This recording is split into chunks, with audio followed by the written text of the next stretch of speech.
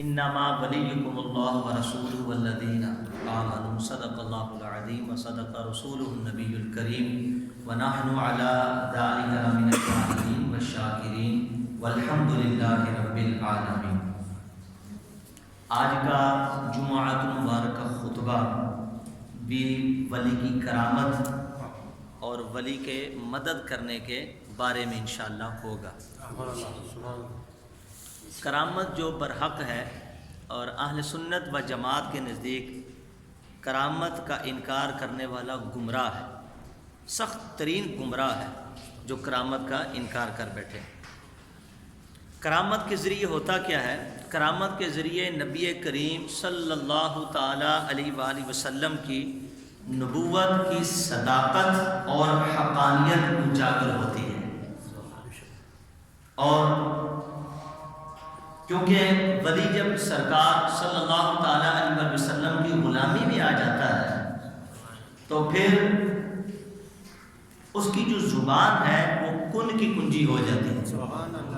وہ کہتا ہو اللہ کی طاقت، اللہ کی شان، اللہ کی قدرت سے کہتا ولی ہے ہو تو وہ ہو جاتا ہے، اور اس کے جو ہاتھ ہیں وہ قدرت کے مظاہر ہوتے ہیں، آنکھیں رب کے نور سے منور ہو جاتی ہیں، اس کے ہاتھ، اس کے پاؤں اللہ کے انوار سے روشن ہو جاتے ہیں، یہاں تک کہ اس ولی کا پورا جسم اللہ کے انوار سے منور ہو جاتا ہے۔ اور کمال کی بات یہ ہے کہ کرامت ولی یہ حقیقت میں نبی کی صداقت ہے۔ ولی کی کرامت حقیقت میں کیا ہے؟ یہ نبی کی صداقت ہے۔ جس طرح کہ خود نبی کا معجزہ اس کے نبی ہونے کی صداقت کرتا ہے، ایسے ہی جو ولی کی کرامت ہوتی ہے یہ بھی نبی ہی کی صداقت کے لیے ہوتی ہے۔ قربان جائیں، اولیاء اللہ کو ایسے ایسے تصرفات ملے، خدا داد صلاحیتیں ملی، اور خلاف عادت جو چیزیں صادر ہوتی ہیں ولی سے تو وہ کرامت کہلاتی ہے۔ قرآن کریم کے اندر بہت ساری کرامتوں کا ذکر ہے۔ حضرت عاصم بن برقیہ جو سلیمان علیہ السلام کے کہنے کے مطابق آنکھ جھپکنے سے پہلے ملکہ بلقیس کا تخت لا کے ان کے قدموں میں حاضر کر دیتے ہیں۔ حضرت مریم رضی اللہ تعالیٰ عنہا کو محراب یعنی عبادت کے حجرے میں بے موسمی پھل عطا کیا جاتا ہے۔ ولادت عیسیٰ کے وقت وہ جس ایک خشک کھجور کے ستون پہ ہاتھ رکھتی ہیں تو وہ کھجوروں سے تازہ ہوتا ہے، اور کھجوریں ان کی گود میں اتر کے گرنا شروع ہو جاتی ہیں۔ یہ ولی، اور اسی طرح ولی جو ہے یہ ہوا میں بھی اڑتا ہے۔ ولی اپنی کرامت سے ہوا میں بھی اڑ سکتا ہے، یہ بھی اس کی شان ہے۔ جیسا کہ حضرت جعفر بن طیار مولا علی کے بھائی یہ ہوا میں اڑے ہیں، اور اسی طرح ولی کے سامنے بے جان چیزیں کلام کرتی ہیں۔ حضرت سلمان فارسی رضی اللہ تعالیٰ عنہ ابو دردہ کے سامنے ایک پیالہ اللہ کی تسبیح کرتا ہے اور اس کی آواز کو سنتے ہیں۔ جانور ان کے سامنے گفتگو کرتے ہیں۔ خود حدیث کے اندر آیا کہ سرکار صلی اللہ علیہ وسلم نے ارشاد فرمایا کہ ایک شخص جو ہے وہ گائے میں بیٹھ کے اس کو ہانک کے لے کے جا رہا تھا، رب نے اس گائے کو گویائی عطا فرما دی۔ اس نے کہا کہ مجھے اس کے لیے پیدا نہیں کیا گیا، میں تو کھیتوں کے لیے پیدا کی گئی رب نے۔ اور لوگوں نے جب اس گائے کی آواز کو سنا تو وہ حیران ہوئے اور کہنے لگے کہ واہ، یہ بھی بولتی ہے۔ حضور فرماتے ہیں کہ میں اس پر ایمان رکھتا ہوں۔ یہ اولیاء اللہ کی کرامتوں میں سے ہے، قربان جائیے۔ اسی طرح بلا کو ٹالنا یہ ولی کی کرامت ہے، شدت کے وقت دشمنوں سے بچانا۔ اس کے علاوہ بہت سی کرامتیں ولی کی ہیں، یہ رب کی عطا اور مصطفیٰ کے وسیلہ جلیلہ سے ہوا کرتی ہیں، قربان جائیے۔ اور کرامتیں ذکر کرنے سے پہلے میں دو تین علمی باتیں آپ کے گوش میں لانا چاہتا ہوں کہ قرآن کریم کے اندر بھی ولی کو مددگار کہا گیا ہے۔ ہمارا عقیدہ، ہمارا کنسیپٹ کیا ہے کہ ولی کیا ہے؟ مددگار۔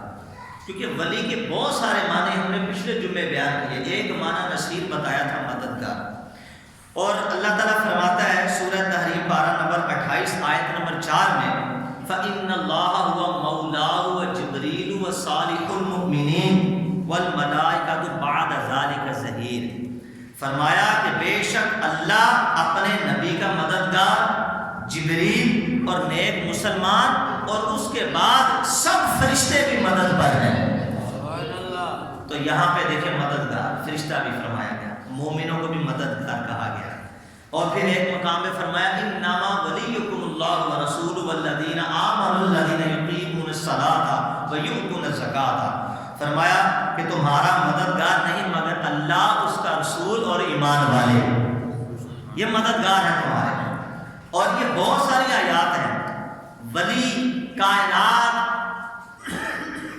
کا مدبر ہوتا ہے، فالمدبرات امرا، فالمدبرات امرا، قسم ہے ان فرشتوں کی کہ تمام کاروبار دنیا کی ان کی تدبیر سے ہوتے ہیں۔ یہ ترجمہ میں نے آپ کے سامنے کیا۔ اب آئیے اس کی تفسیر کے اندر، تفسیر خازن اور تفسیر معالم و تنزیل کے اندر یہ لکھا ہوا ہے، عبداللہ بن عباس رضی اللہ تعالیٰ عنہ نے فرمایا یہ مدبرات الامر، یہ ملائکہ ہوتے ہیں، یہ ان کاموں پر مقرر کیے گئے ہیں کہ جن کی کاروائی اللہ تعالیٰ نے انہیں تعلیم فرمائی ہوتی ہے۔ یعنی رب نے کائنات بنا کر اس کے چلانے کا سسٹم اور نظام معصوم فرشتوں ملائکہ کو عطا فرما دیا ہے۔ بنائی چیز رب کی ہے، لیکن اس میں جو تدبیر کرتے ہیں، جو نظام چلاتے ہیں، یہ رب کے معصوم فرشتے ہوتے ہیں۔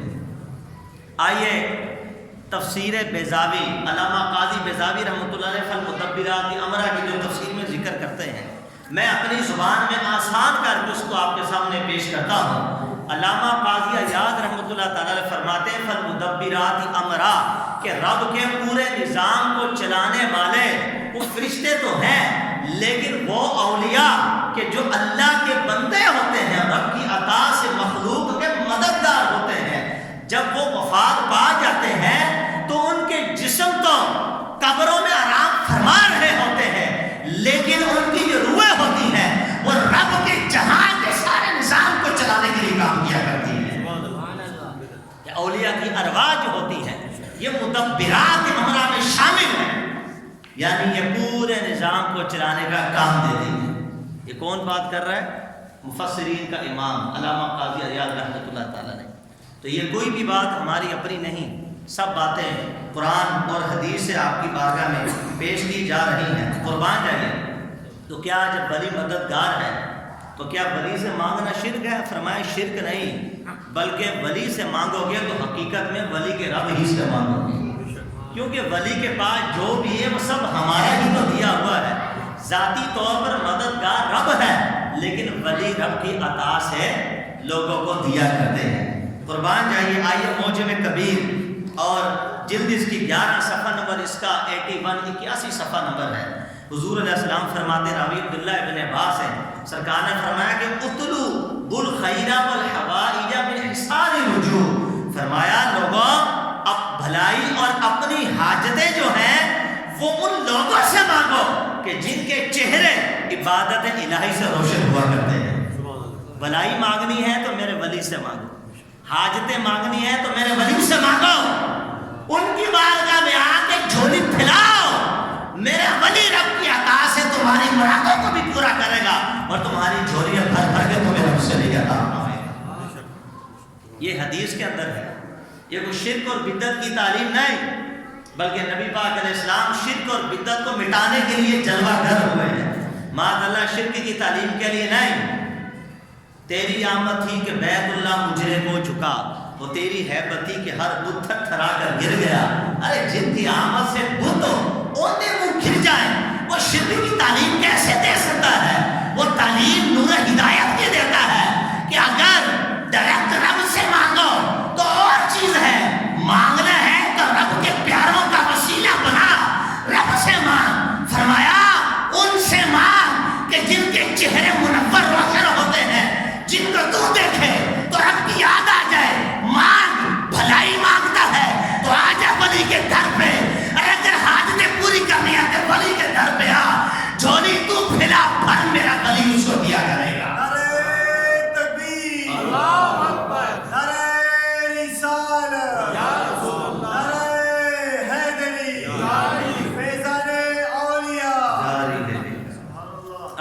حدیث پاک سنی آخر میں، پھر میں اپنے اصلی موضوع کی طرف جاتا ہوں۔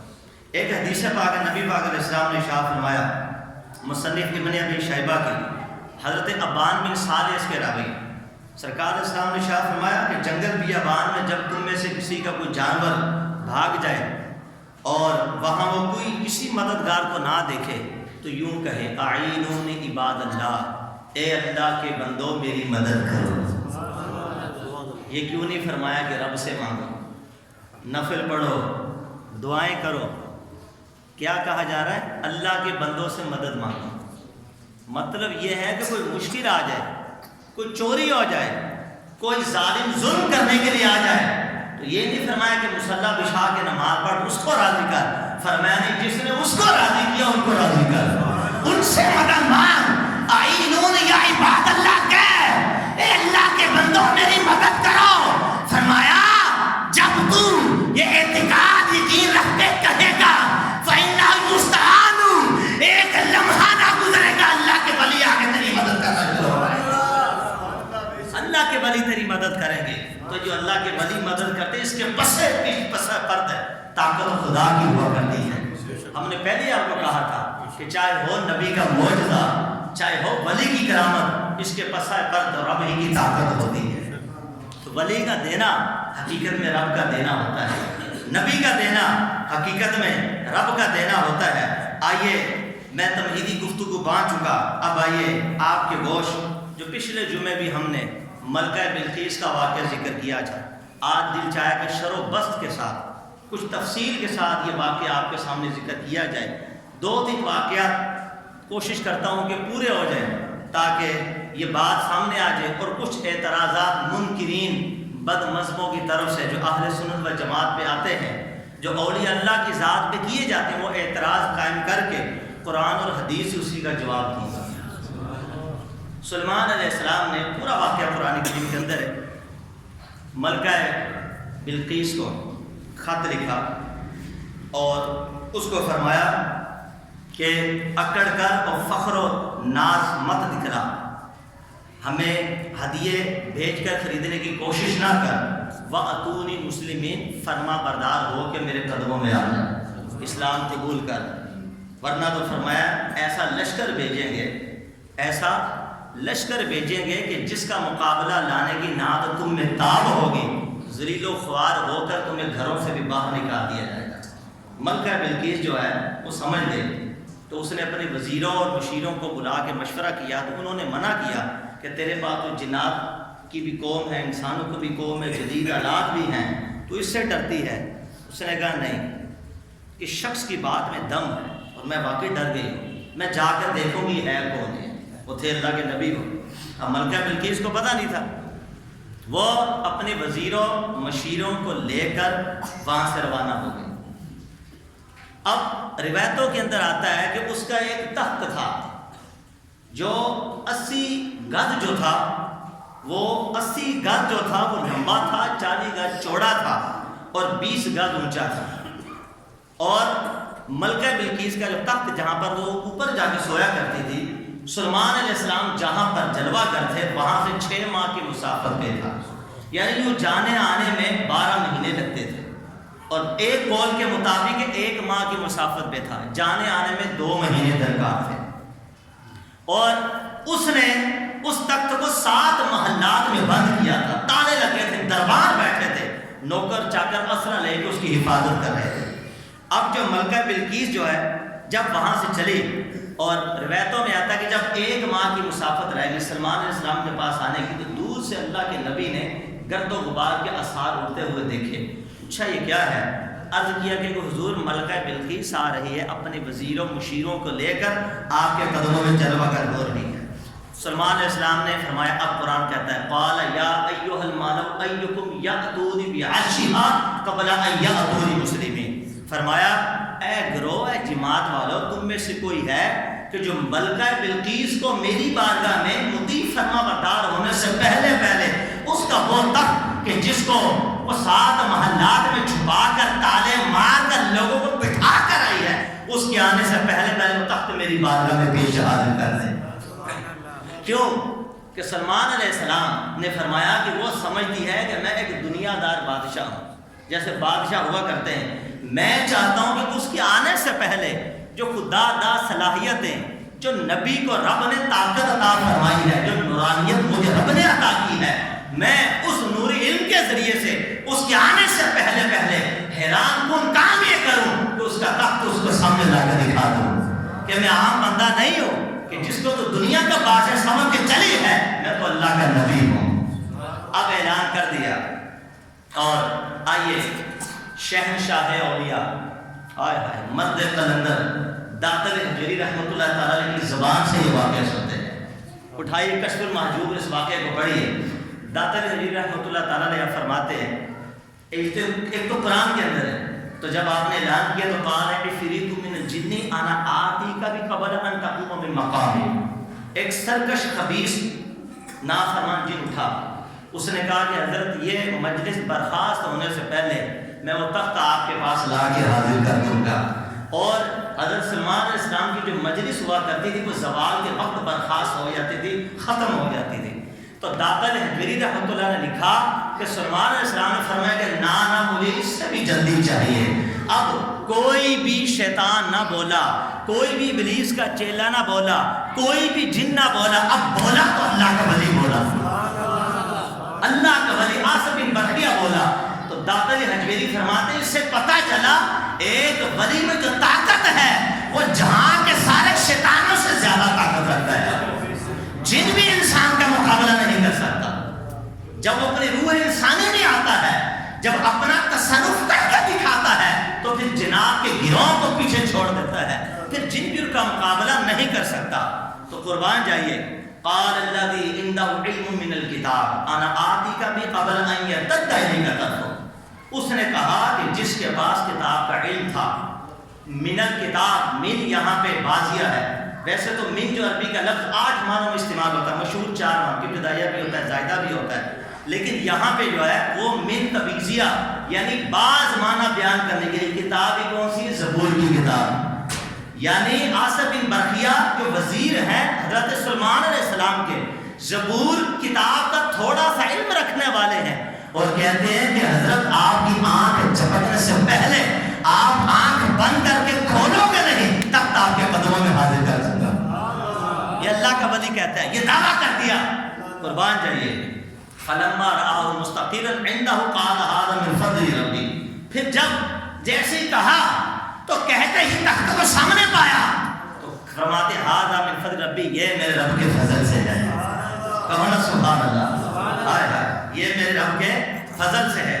اب یہ جو تخت ہے، ولی کی طاقت دیکھیے، اب جو تخت جس کو لا کے آپ کی بارگاہ میں پیش کیا، یہ تخت نہ تو ہوا میں اڑایا گیا، نہ تو سمندری رستے سے لایا گیا، بلکہ اللہ کے ولی نے تخت کو پکڑا، زمین کے نیچے سے کھینچ کر آنکھ چپکنے سے پہلے نبی کے قدموں میں لا کے حاضر کر دیا۔ ہل جب چلاتے ہیں گاؤں کے اندر تو ٹریکٹر جب چلتا ہے تو خشک زمین پہ جب اس کے ویل گھماؤ جاؤ تو کبھی ٹیڑھے ہو کے ٹوٹ جاتے ہیں، لیکن کبھی کبھی ہل پھر انکمپلیٹ ہوتا ہے۔ آئے ہائے، 600 میل دور کا فاصلہ آنے جانے میں جہاں سال لگ جائے 12 ماہ، اللہ کا ولی سیکنڈ سے بھی پہلے لا کر ہاتھ سے پکڑ کر سلمان علیہ السلام کے قدموں میں لا رہا ہے۔ ارے یہ زبور کا علم رکھنے والا اتنا بڑا کام کر گیا تو جس امت محمدیہ کے ولیوں کے سینے میں قرآن کا علم ہو پھر ان کی طاقت کا اندازہ کوئی کیسے بیان کر سکتا؟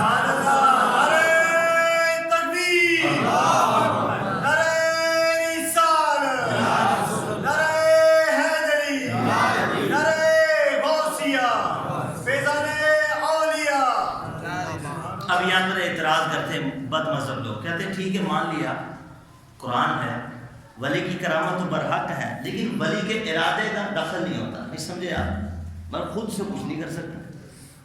ہم بھی کہتے ہیں ذاتی طور پہ تو نہیں کرتا، جب رب کہتا ہے نا عبد القادر کھا تو وہ کھاتا ہے، قسمیں دے دے کے کھلاتا ہے، پلاتا ہے تجھے، پیارا اللہ تیرا چاہنے والا تیرا ہے۔ جب رب حکم فرما دیتا ہے تو پھر کرتا ولی ہے، لیکن طاقت اس کے پیچھے خدا ہی ہوا کرتی ہے۔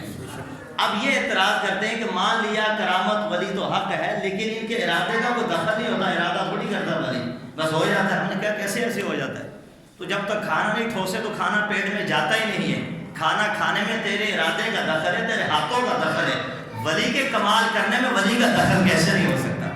یہ ایک بے ڈنگا، بغیر ٹانگوں، بغیر ہاتھوں والا اعتراض، بغیر سر والا اعتراض۔ قربان جائیے، ہم نے کہا کوئی مسئلے کی بات نہیں، اس کا جواب رب نے خود ہی دے دیا ہے۔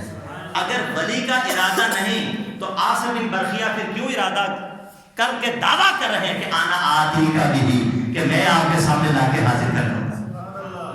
اگر ارادہ ولی نہیں کر سکتا تو عاصم بن برقیہ ارادہ کیوں کر رہے ہیں؟ ارے فرق یہ ہے کہ ارادہ ولی کرتا ہے لیکن دعویٰ ولی نہیں کر رہا۔ دعویٰ تو سرکار شیطان نے کیا تھا، وہ کہہ رہا تھا کہ میں مجری برخاست ہونے سے پہلے تخت لاؤں گا، وَإِنِّي عَلِيٌّ قَوِيٌّ أَمِينٌ، میں بڑا مضبوط طاقتور ہوں، میں امانت دار ہوں، حکم دیجئے۔ دعویٰ شیطان نے کیا لیکن اس کی بات نہ مانی۔ لیکن ولی کی شان دیکھو، قویٌّ کے لفظ نہیں بول رہا، کیوں؟ سامنے اللہ کا نبی ہے، نبی کے سامنے یہ کون جرأت رکھتا ہے کہ میں بڑا پختہ ہوں، میں بڑا قوی ہوں، بلکہ ہاتھ جوڑ کے جھولی پھیلا کے یہی کہا کہ اللہ کے نبی صدقہ آپ کا ہے، وسیلہ آپ کا ہے، وزیر آپ کا ہوں۔ جب آپ کی نگاہ کرم سے عاصم بن برقیہ یہ کمال رکھتا ہے کہ دعویٰ کیے بغیر آپ کی آنکھ چپکنے سے پہلے تخت لا سکتا ہے، تو رب نے پھر آپ کے ہاتھ میں کیا طاقت رکھی ہوگی، آپ کی طاقت کا اندازہ کیا ہوگا؟ ارے جب سلمان علیہ السلام کے وزیر کا حال یہ ہے تو مصطفیٰ جان رحمت کی طاقت کا اندازہ بن کیسے لگا؟ قربان جائیے، اللہ اکبر کبیرہ۔ اور پھر ایک نفیس نکتہ اس کے اوپر، آدم علیہ السلام کو اللہ پاک نے علم عطا کیا، اور آدم علیہ السلام کو علم عطا فرما کے فرشتوں کو یہ خیال تھا جب علم دیا کہ شاید ہمارے ہوتے ہوئے اللہ کسی اور کو خلیفہ نہ بنائے، مگر اس کی مرضی ہے کہ وہ بنا دے۔ خلیفہ بنایا، اللہ پاک نے آدم علیہ السلام کو علم عطا کیا، اور پھر آدم علیہ السلام کو فرشتوں کے سامنے حاضر کیا اور فرشتوں کو فرمایا کہ تم ان چیزوں کے نام، خاصیتیں، ان کے فائدے بیان کرو جو میرا نبی آدم جانتا ہے۔ تو فرشتوں نے لا علمی کا اظہار کیا۔ قرآن ان کا قول ذکر، حدیث سورہ بقرہ پارہ نمبر 1 لکھتے ہیں، قالوا سبحانک لا علم لنا الا ما علمتنا، بولے تو پاک ہے، ہمارے پاس کوئی علم نہیں مگر وہی جو تو نے دیا ہے۔ یعنی ہمارے پاس ایک لیمٹ میں محدود علم ہے۔ کتنا محدود علم ہے؟ اللہ محدود علم ہے، لیکن جتنا علم تو نے اپنے نبی کو دیا ہے وہ ہمارے پاس نہیں ہے، نہ ہم اس کو بیان کر سکتے ہیں۔ فرشتے عاجز آ گئے۔ مفسرین نے لکھا کہ وہاں ابلیس شیطان بھی تھا۔ اب جملے پہ غور کیجیے گا، وہاں کون تھا؟ ابلیس شیطان موجود تھا، سارے جنات موجود تھے، فرشتے موجود تھے۔ کسی نے بھی دعویٰ نہ کیا کہ ہمارے پاس نبی سے زیادہ علم ہے، سارے عاجز آ گئے۔ تو مفسرین نے لکھا اس سے پتا چلا کہ اللہ بتا رہا ہے کہ میرے نبی میں جو طاقت ہوتی ہے وہ فرشتوں سے بھی زیادہ ہوتی ہے، ابلیس اور شیطانوں سے بھی زیادہ ہوا کرتی ہے۔ اور عاصم بن برقیہ کا واقعہ یہ بتاتا ہے کہ ایک ولی میں جو طاقت ہوتی ہے وہ شیطان اور جنات سے بھی زیادہ ہوتی ہے۔ ارے قربان جاؤں، جب ایک ولی کا مقابلہ شیطان نہیں کر سکتا، جب ایک نبی کا مقابلہ کوئی فرشتہ نہیں کر سکتا، پھر ایسے بد مذہب کے بارے میں کیا حکم لگاؤ گے جس نے براہین قاطع میں یہ بات کفریہ لکھی اور کہا کہ معاذ اللہ فرشتے اور ابلیس کے پاس علم ہے، اس پر تو قرآن نص موجود ہے، لیکن مصطفیٰ کریم علیہ السلام کے پاس کون سا علم ہے کہ جس کو ثابت کر کے ایک شرک کو ثابت کیا ہے؟ معاذ اللہ۔ تو پھر بریلی کا تاجدار اٹھا، ان کے عقائد باطلہ کی دھجیاں اڑا دی، کفر کا فتویٰ دے دیا، اور بڑی معذرت کے ساتھ یہ آج بھی عقیدہ کتابوں میں موجود ہے، اس کو پڑھا اور پڑھایا جاتا ہے، اور بجائے یہ کہ اس پہ حکم تکفیر کرنے کے اس کی من گھڑت تعویلات نکالی جاتی ہیں کہ نہیں یہ مطلب تھا وہ نہیں۔ جب نبی کی ذات کا معاملہ ہو تو پھر دل زبان دونوں ایک ہو جاتی ہے. کوئی یہ نہیں کہہ سکتا کہ معاذ اللہ. امام ابو یوسف رحمۃ اللہ تعالیٰ علیہ، امام ابو حنیفہ کے جو شاگرد ہیں، ان کے پاس ایک شخص آیا پڑھنے کے لیے. لوکی شریف کدو کھانا سرکار کی سنت ہے، حضور چن چن کے کھایا کرتے تھے بڑے شوق سے. اور یہ معدے کے لیے بیسٹ علاج ہے. جن کو معدے کا پرابلم ہو وہ لوکی کدو زیادہ کھائے. سرکار ڈھونڈ کے سالن سے اپنی مبارک انگلیاں ڈال کے نکال کے نوش فرمایا کرتے تھے. اب یہ حدیث لوکی شریف کی بیان کی تو وہ جو شخص تھا پڑھنے آیا، اس نے کہا کہ لوکی مجھے پسند نہیں ہے. امام یوسف گئے، تلوار اٹھا کے گئے، فرمایا میں تیری گردن اڑا دوں گا. جو چیز مصطفیٰ کو پسند ہے وہ تجھے پسند کیوں ہے؟ چلا جا. تو علم سیکھنے کا اہل ہی نہیں ہے، اس کو اسی وقت 1 سیکنڈ میں اپنے مجلس سے نکال دیا. یہ ہوتے ہیں شاکان مصطفیٰ. بظاہر گستاخی نہیں تھی، وہ بظاہر اس نے یہ نہیں کہا کہ یہ کیا ہے، بلکہ اس نے تو اپنی من کا اظہار کیا. لیکن نہیں بابا، جو مصطفیٰ کی چاہت ہے وہ تیری چاہت ہونی چاہیے. تو مومن ہی تب ہے، تو عاشق رسول ہی تب ہے جو مصطفیٰ کو پسند ہے وہ تجھے بھی پسند ہونا چاہیے. تو جس نبی کا کلمہ پڑھتے وہی کہتا ہے کہ جب مشکل پیش آئے اللہ کے ولی کو پکارو، اللہ کے ولی تمہاری مدد کریں گے. جو اس فرمان کو مان لیتا ہے وہ سچے مومن کی پہچان ہے. جو اسے ہٹ جاتا ہے وہ پکے منافق کی علامت بن جاتی ہے. ہمارے سامنے مومن اور منافق بالکل واضح ہے. جو مصطفیٰ کے فرمان پر چلتا ہے، جان مان تن من دھن قربان کر دے، وہ خالص مومن ہے. اور جو اعراض کرے، منہ چرائے، وہ خالص پکا منافق کہلاتا ہے. تو یہ بات میں نے آپ کے سامنے رکھی. پھر یہ جب جواب دیا تو پھر اعتراض ہوا. اب قرآن کریم کے اندر آیت ہے کہ اگر ان بتوں پر مکھی آگے کچھ لے کے چلی جائے، یہ بت ان کا کچھ بھی نہیں کر سکتے. بخاری شریف جلد اس کی 2 راوی عبداللہ ابن عمر ہے. آپ فرماتے ہیں کہ بربادی ہو ایسے لوگوں پہ کہ جو بتوں کی آیات نبی ولیوں پہ چسپا کرتے ہیں. بربادی. ایک صحابی رسول نے بددعا دی ہے، لعنت کی ہے ایسے لوگوں کے اوپر. اور آج بھی برملا لوگ بتوں والی آیات نبی ولیوں پہ فٹ کرتے ہیں. تو قرآن یہ کہتا ہے تو وہ یہ کہتے ہیں کہ نبی ولی کچھ نہیں کر سکتے.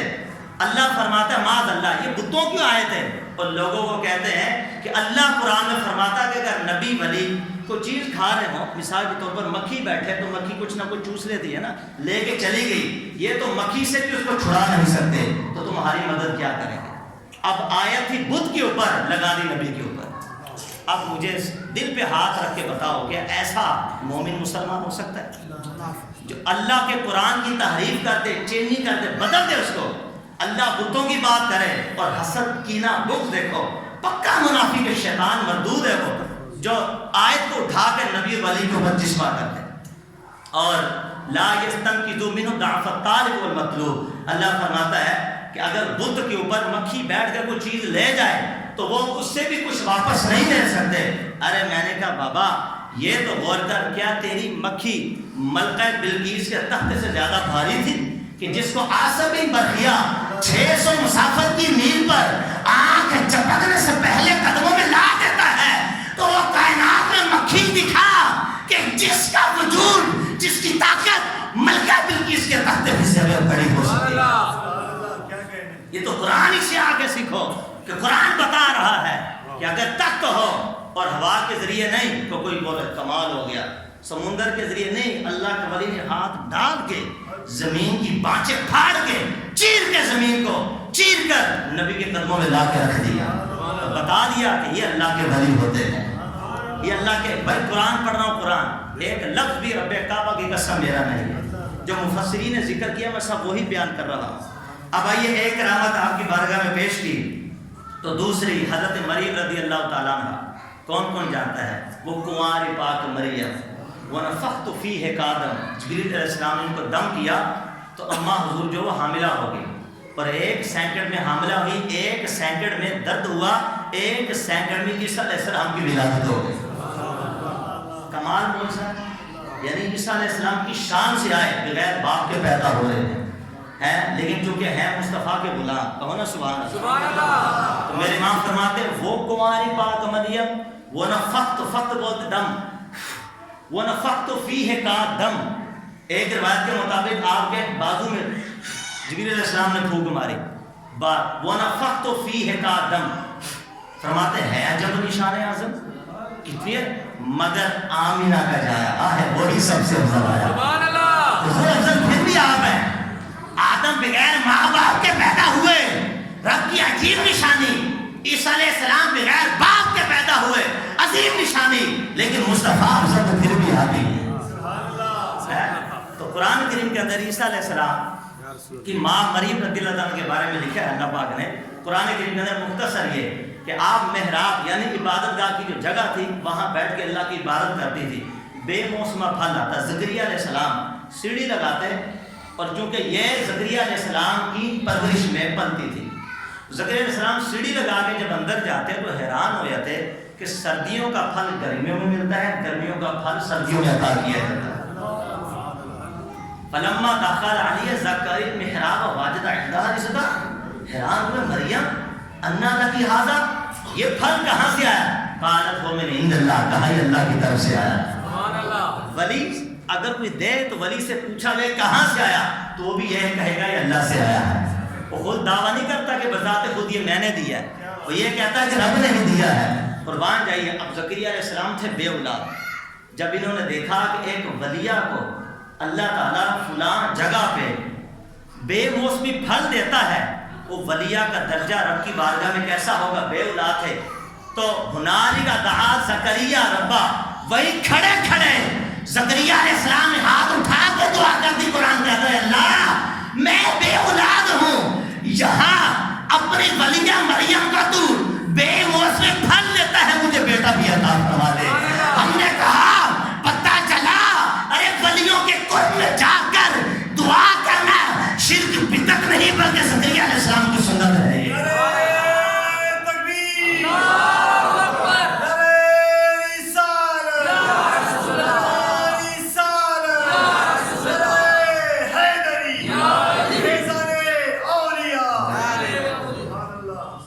وہی دعا کی اللہ پاک نے حضرت یحییٰ علیہ السلام کی خوشخبری سنا.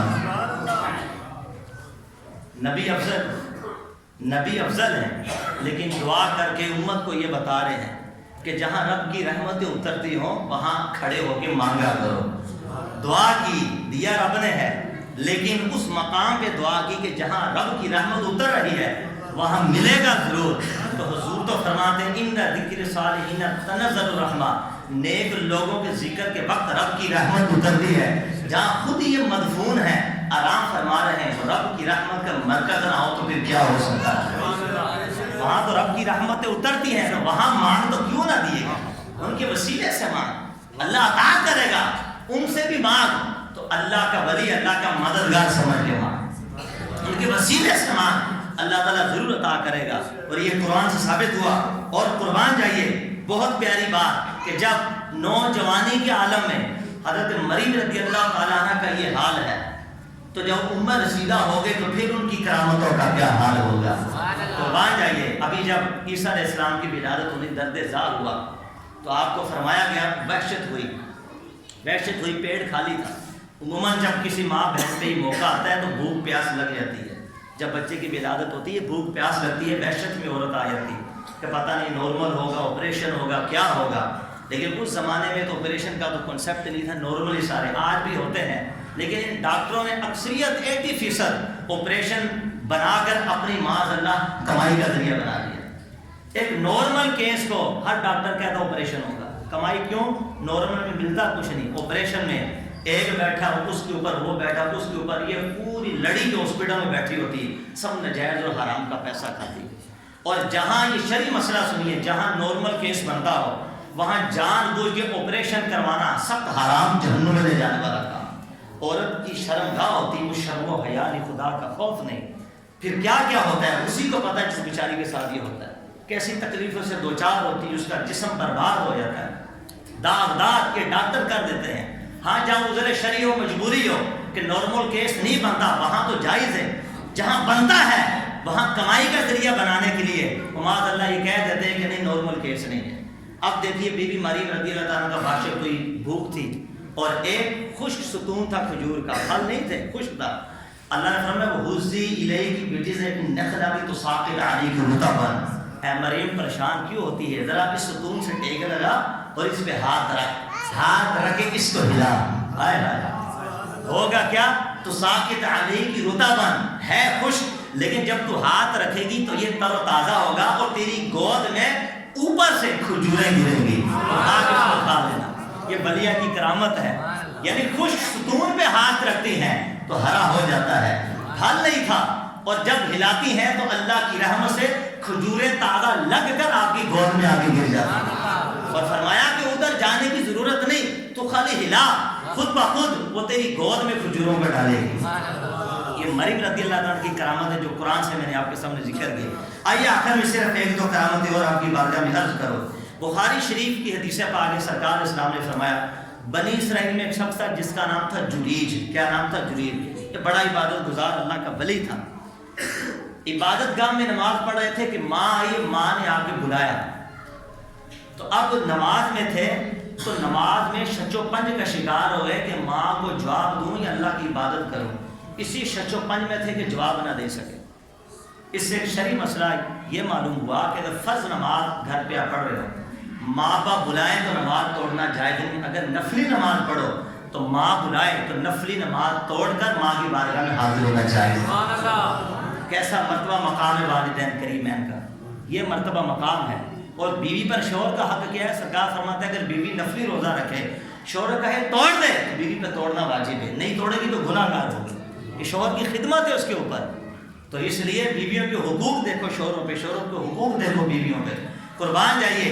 تو بات یہ ہو رہی تھی، ماں ایک عرصے کے بعد پھر آئی، دیکھا بیٹا پھر نماز میں ہے، ماں نے پکارا، آواز یہ نماز میں تھے، پھر سوچا کیا کرو، اسی سوچ میں تھے کہ ماں چلی گی، جاتے جاتے بد دعا دے گی، تو ماں کو بھی چاہیے کہ بیٹے کو بد دعا نہیں دینی چاہیے، بیٹا تھا اللہ کا ولی، بد دعا تو ماں کی لگی، لیکن یہ بد دعا اللہ کے ولی تھے اور وہ نافرمانی نہیں کر رہے تھے، فرض نماز پڑھ رہے تھے، اس لیے وہ بد دعا تو لگی لیکن اس کا اثر برا نہ ہوا۔ اب بھائی سنی، بد دعا لگی، اس ماں نے جاتے جاتے یہ کہا اے اللہ تو اسے موت نہ دینا جب تک اسے کسی فاحشہ عورت کا منہ نہ دکھا دے، یعنی معاذ اللہ یہ کسی فاحشہ عورت سے زنا کرے۔